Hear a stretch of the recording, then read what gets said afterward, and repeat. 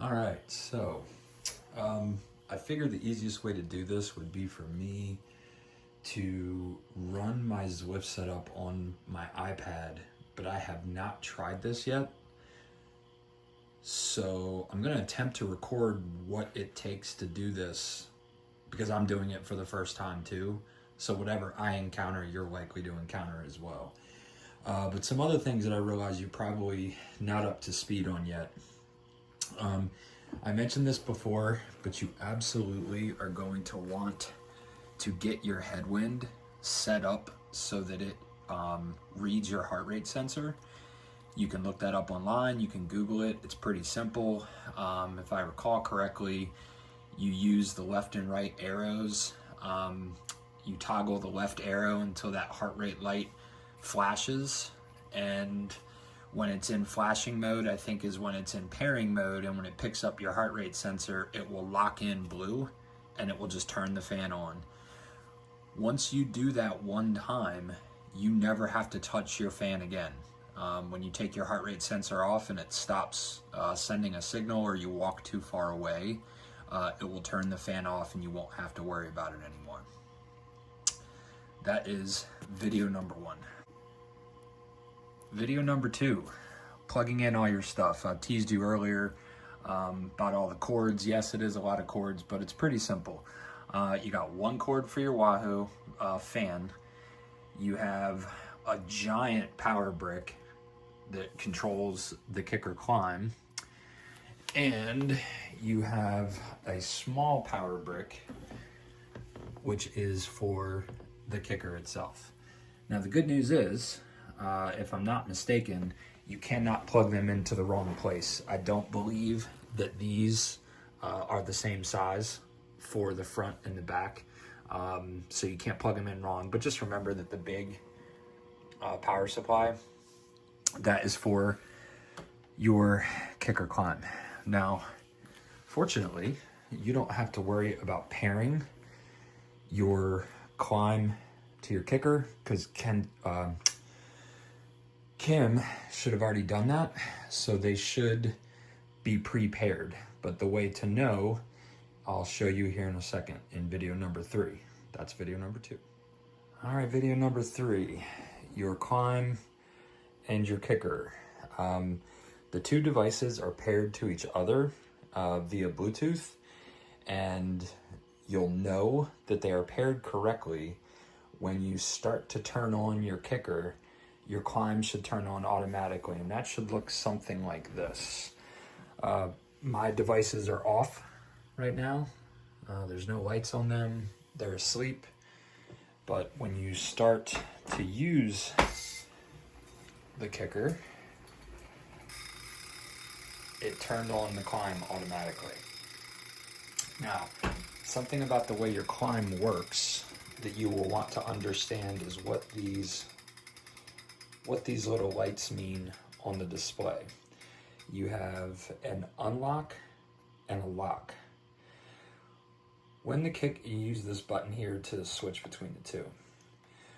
When the kicker is in the locked position, it will not go up and down regardless of what you're doing on Zwift. When you put it in unlocked mode, when you're riding on Zwift and you have climbs, it will raise and lower the climb accordingly. Something else cool to know about this little button here, you can raise and lower your climb manually, however you like. To get it back to perfectly level, you just double tap this button and it brings it back to the level position. All right, here goes nothing. Let's see how this works. Everything's awake. Bike's on, sensors on, heart rate's on, fan's doing its thing. I've downloaded Zwift. I did yesterday download Zwift and log into it, so I know that it has my profile on it. So once you have logged into Zwift, you should experience the same thing the first time you try to use it. So let's see what happens. Let's go ahead and launch Zwift. It has my stuff on there. go ahead and launch it. And the first thing that it tries to do is find your sensors. So I'm gonna just start pedaling the bike.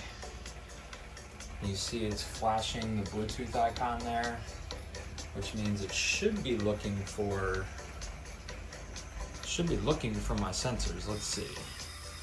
Power source, search. Oh, there it is. That's what I want. Let's see if it'll find heart rate. Yep, there's my heart rate. Resistance. Yep. Cadence. Now it automatically picked up the cadence sensor because I have a smart trainer. I don't have any controls, so now I have everything connected. And let's go.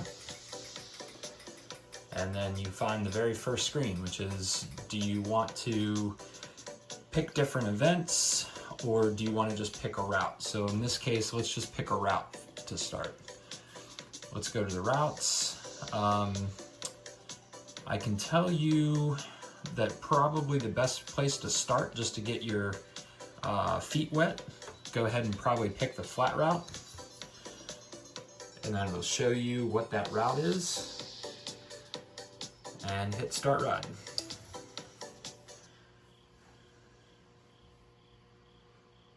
It's gonna load everything up.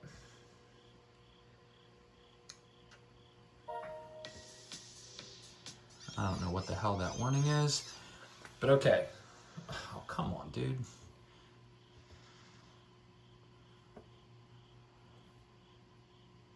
Not now. All right, so there's my avatar. There's the Zwift world. There's my stats up there in the corner. And once I start riding, I should start moving. And there we go.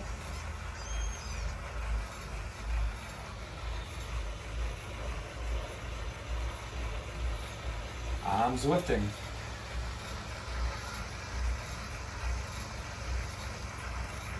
It's that simple, brother.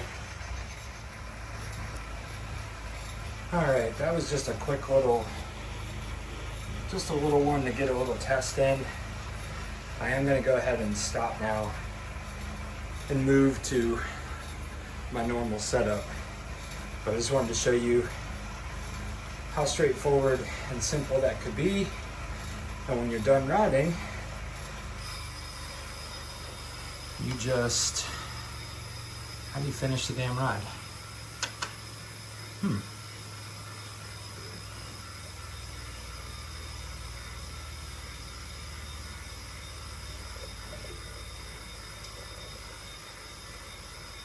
Huh. I don't even know how to finish a ride here.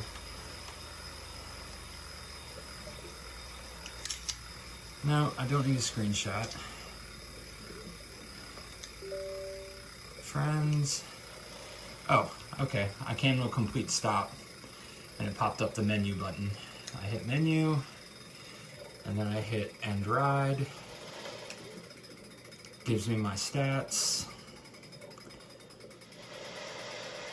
And if I hit OK, oh, by the way, up here you can change what you see.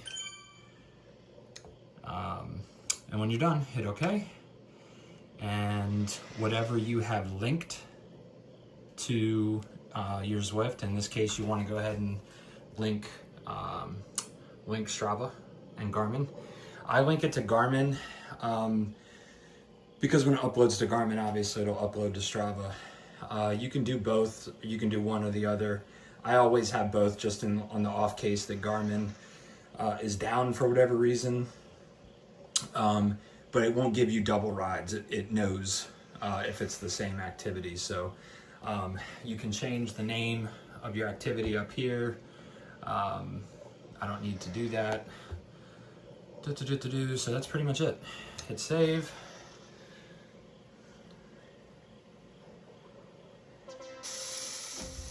And it's done.